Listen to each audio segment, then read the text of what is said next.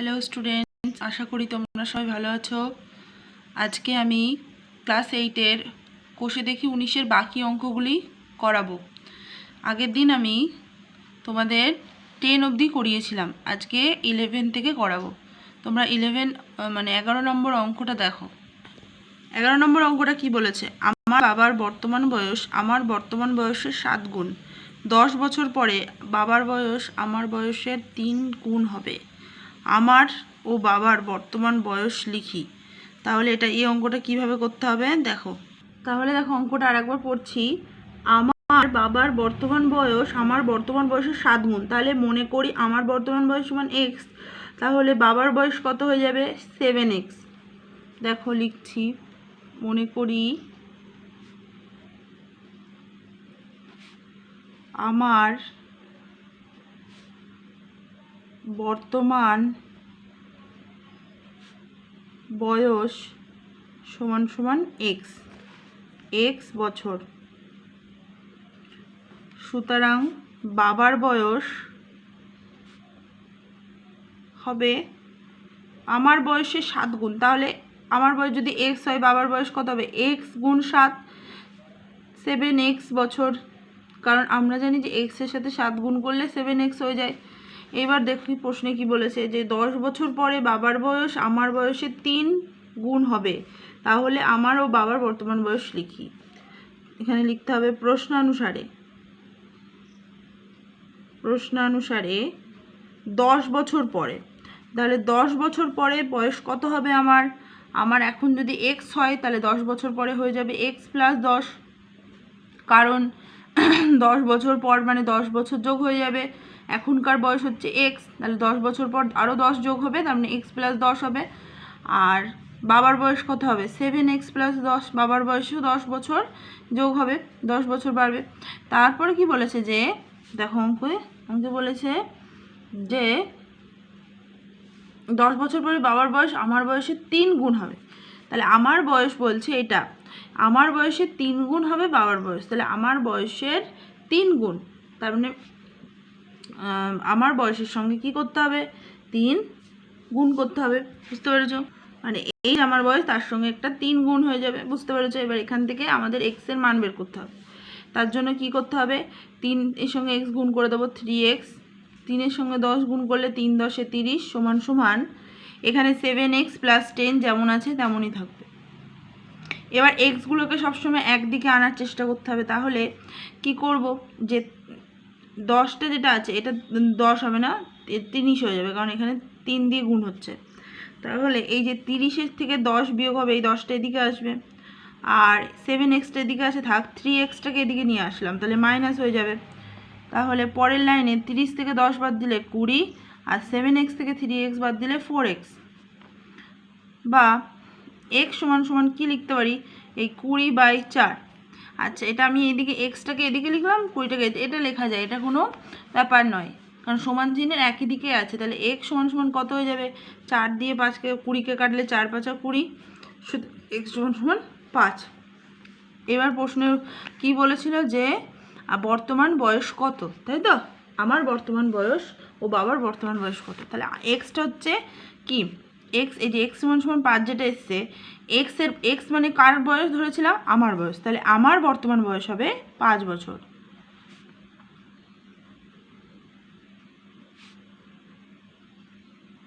সমান সমান 5 বছর। বাবার বর্তমান বয়স কত হবে? বাবার বয়স হচ্ছে আমার বয়সের তুলনায়, মানে আমার বয়সের 7 গুণ। তাহলে আমার যদি 5 হয়, তাহলে বাবার হবে 5 × 7 = 35 বছর। বুঝতে পেরেছ? এবার নেক্সট অঙ্ক দেখো। 12 অঙ্কটি বলেছে, আমার মামা 1000 টাকার একটি চেক ব্যাংক থেকে ভাঙালেন। তিনি কয়েকটি 5 টাকার নোট ও কয়েকটি 10 টাকার নোট পেলেন। যদি মামা মোট 137টি নোট পেয়ে থাকেন, তাহলে কতগুলি 5 টাকার নোট পেলেন দেখি। বোঝো অঙ্কটা ভালো করে। তিনি 1000 টাকা নোট একটা চেক ভাঙালেন, সেখানে তিনি 5 টাকার নোট পেলেন কয়েকটা, 10 টাকার নোট পেলেন কয়েকটা। তাহলে যদি এই 10 টাকার নোট আর 5 টাকার নোট মিলে 137টা নোট পেয়ে থাকেন, তাহলে 5 টাকার নোট 5 টাকার নোট কতগুলো পেয়েছেন। মনে করি প্রথমে অঙ্কটা সলভ করার জন্য লিখে নিতে হবে, মনে করি তিনি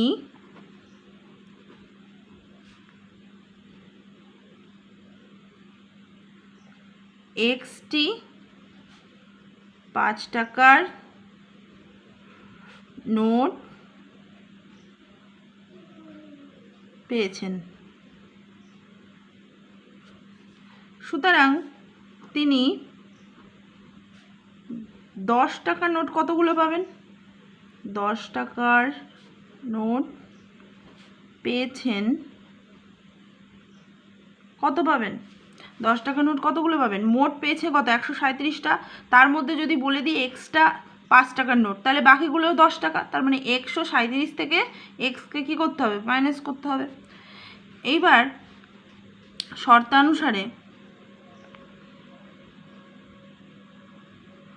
দেখো যদি 5 টাকার নোট এক্সটা পায় তার মানে টাকার অ্যামাউন্টটা কী হচ্ছে, 5-এর সঙ্গে এক্স গুণ হয়ে যাচ্ছে, বোঝা যাচ্ছে। দেখো আরেকবার বুঝিয়ে দিচ্ছি যে ধরো যদি আমি বলি আমার কাছে 5 টাকার নোট 5টা আছে, তার মানে আমার কাছে ক টাকা আছে, 5 5 25 টাকা, তার মানে 5 × x টাকার সঙ্গে সংখ্যাটা, সেই নোটের সংখ্যাটা গুণ হবে। তেমনি 10 টাকার নোট তিনি এতগুলো পেয়েছেন, তাহলে টাকাটা কত হয়ে যাবে, 10 × এত। এই টোটাল অ্যামাউন্টটাই হচ্ছে 1000, কারণ তিনি 1000 টাকার নোট ভাঙিয়েছেন, তার মানে এই দুটো অ্যামাউন্ট যোগ করে 1000 হবে। তার মানে আমাদের সমীকরণটা হচ্ছে এইটা। এখান থেকে এক্স বার করতে হবে, এক্সের মান 5x প্লাস 10 ইন্টু এটা করলে কত হয়ে যাবে 1370, প্লাসে মাইনাসে মাইনাস 10x ইজিক্যাল টু 1000। এবার এক্সগুলো একদিকে থাকবে, প্লাসে মাইনাসে মাইনাস 5x হয়ে গেল, আর এইটা এদিকে গেলে মাইনাস হয়ে যাবে 1370, প্লাস ছিল এদিকে আসলো মাইনাস হয়ে গেল, মাইনাস 5x সমান সমান প্লাসে মাইনাসে মাইনাস, তাহলে এত থেকে 1000 বাদ দিলে হয়ে যাবে 370, আর মাইনাস হবে সামনে, এই মাইনাস কেটে গেল, x সমান সমান 370/5, 5 দিয়ে যদি এটাকে কাটা হয় 5 7 35, 4 5 20, সুতরাং x সমান সমান 74। উত্তর কি লিখতে পারি, তিনি কতগুলি 5 টাকা নোট পেয়েছিলেন, তিনি 74টি 5 টাকার নোট পেয়েছিলেন।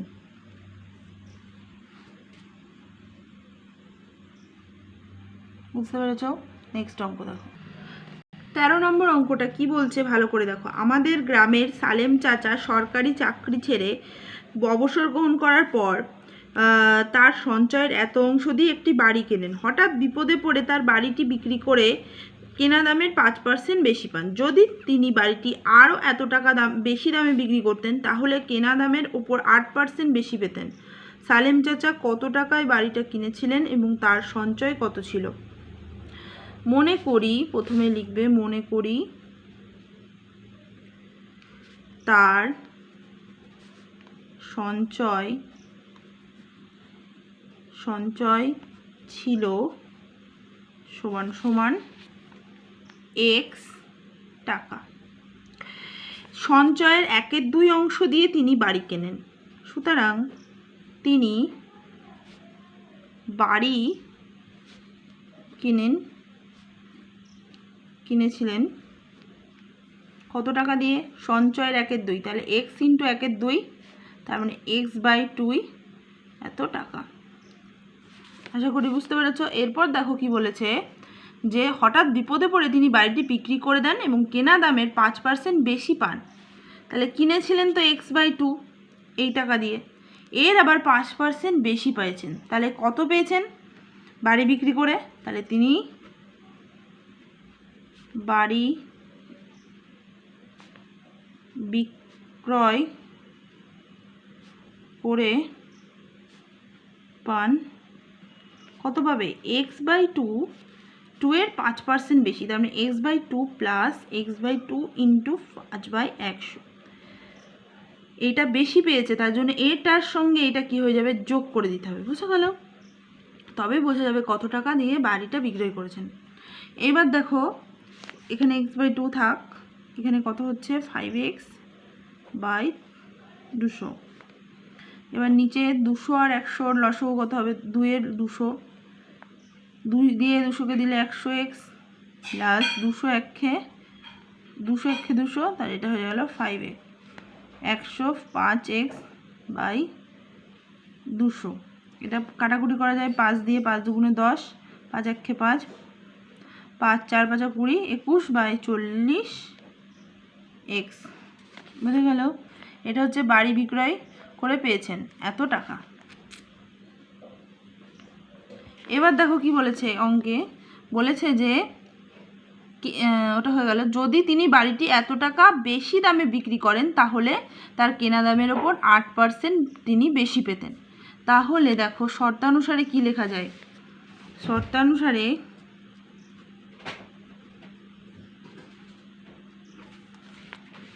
এই যে এত টাকায় তো বিক্রি করেছেন, এর থেকে যদি আরো কত টাকা বলেছে, এই যে আরও 3450 টাকা যদি বেশি দামে বিক্রি করতেন, মানে এর সঙ্গে 3450টা যদি তিনি যোগ করে দিতেন, তাহলে যে টাকাটা হতো সেটা কেনা দামের 8% বেশি হতো। কেনা দাম কত, x/2, এই x/2 এর 8% বেশি, মানে x/2 প্লাস x/2 ইন্টু 8/100। এটাই হচ্ছে সমীকরণ। এখান থেকে x এর মান বের করতে হবে। 21x/40 এটা আছে থাক, এটা 3450, এইদিকে 2 দিয়ে 4 কাটলে, 4 দিয়ে 100 কাটলে 25, তাহলে x/2 প্লাস x/25 বা 21x/40 প্লাস 3450 সমান সমান x/2 প্লাস x/25 বা 21x/40, এ দুটোকে মাইনাস এদিকে নিয়ে আসবো, তাহলে মাইনাস হয়ে যাবে x/2 মাইনাস x/25 সমান সমান 3450। এবার 40, 2 আর 25-এর লসাগু কত হবে, লসাগু করবে রাফে এভাবে, 40, 2, 25, প্রথমে 2 দিয়ে 20, 1, 25, তারপর 5 দিয়ে 5 4 5 20, 1 5 5 25, তাহলে কত হচ্ছে 200। তাহলে 40 দিয়ে 200কে ভাগ করলে 5 হয়, 5 দিয়ে এটা গুণ করলে 5 একে 5, 5 দুগুণে 10, 2 দিয়ে 100, 100x, 25 দিয়ে দিলে 8 25 100, 8x, এটা সমান সমান 3450। এখান থেকে মান বের করতে হবে x এর, এই যে 105x থেকে 100x বাদ দিলে কত হয়, 5x মাইনাস 8x/200 সমান সমান 3450। এই যে 3450টাকে এদিকে পাঠিয়েছি, তাহলে এখানে একটা মাইনাস হবে। এবার -3x/200 সমান সমান -3450। এবার কি করতে হবে, কোনাকুনি গুণ করতে হবে, কোনাকুনি গুণ করে দেবো। এর নিচে কিছু নেই মানে 1 আছে, আর এই মাইনাস কেটে গেল, এটার সাথে এটা গুণ করলে 3x, আর এটার সাথে এটা গুণ করলে 3450 ইন্টু 200, x সমান সমান 3450 ইন্টু 200/3, 3 দিয়ে কাটা যায়, 3 11 33, 3 5 15, একটা শূন্য, তাহলে এটা 2 দিয়ে গুণ করলে হয়ে যাবে 230 আর 3টে শূন্য, তার মানে এটা হয়ে গেল 2,30,000। তার মানে তার সঞ্চয় ছিল 2,30,000, কারণ x সমান সমান আমরা কি ধরেছি, সঞ্চয়। বুঝতে পেরেছ? সুতরাং তার সঞ্চয় ছিল সমান সমান কত টাকা, 2,30,000 টাকা। এইবার তিনি বাড়ি কিনেছিলেন কত টাকায়, তিনি বাড়ি কিনেছেন কত টাকায়? সঞ্চয়ের 1/2 অংশ, তার মানে এটা বাই 2, এটা 2 দিয়ে ভাগ করলে এটা কত হবে? 2 দিয়ে যদি ভাগ করি তাহলে 2 1 2, 15 2 30, মানে 1,15,000 টাকা দিয়ে তিনি বাড়ি কিনেছিলেন। বোঝা গেল? পরের অঙ্কটা দেখো। 4 অঙ্কটা দেখো কি বলেছে। গোপালপুর গ্রামের আশ্রয় শিবিরে আশ্রয় প্রার্থীদের জন্য 20 দিনের খাবার মজুদ ছিল। 7 দিন পরে আরও 100 জন আশ্রয় প্রার্থী সেই শিবিরে আশ্রয় নিলে 11 দিনের মাথায় সব খাবার শেষ হয়ে যায়। প্রথমে কতজন আশ্রয় প্রার্থী ছিল দেখি। তাহলে দেখো অঙ্কটা কিভাবে করছি। মনে করি প্রথমে x জন আশ্রয় প্রার্থী ছিল।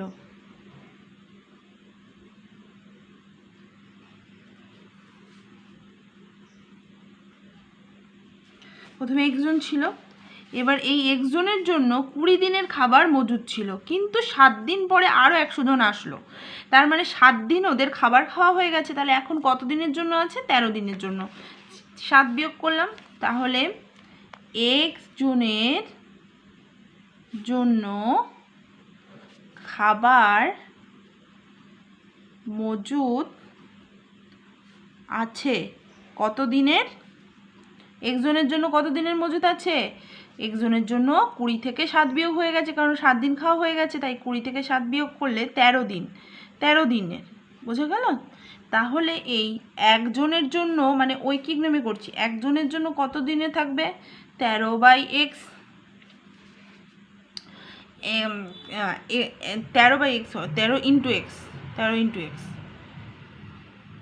তাহলে বুঝেছো? 13/x হবে না, এখানে 13 × x হবে। এখানে মিস্টেক হয়ে গেছিলো, কারণ এখানে এটা তো ব্যস্ত সম্পর্ক, তাহলে এখানে সবসময় গুণ হয়ে যাবে।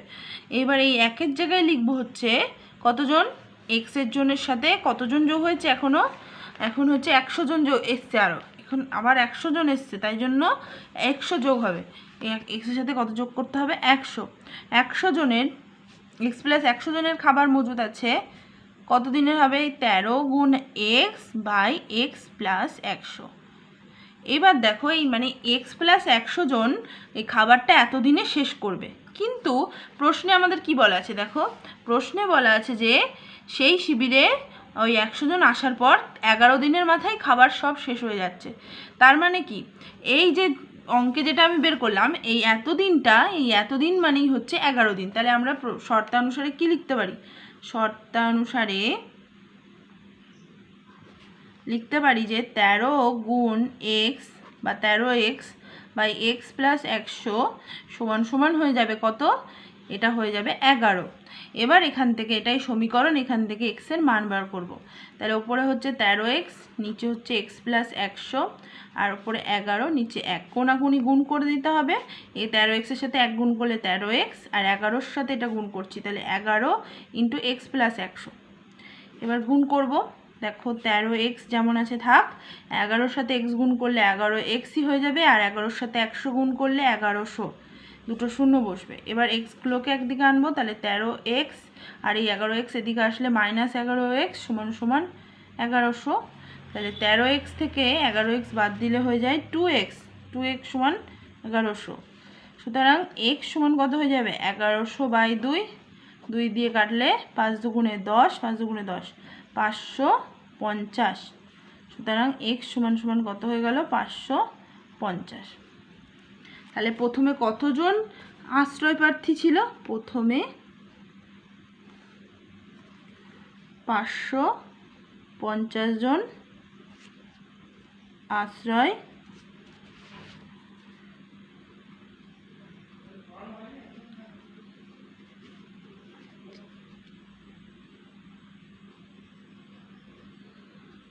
ছিল।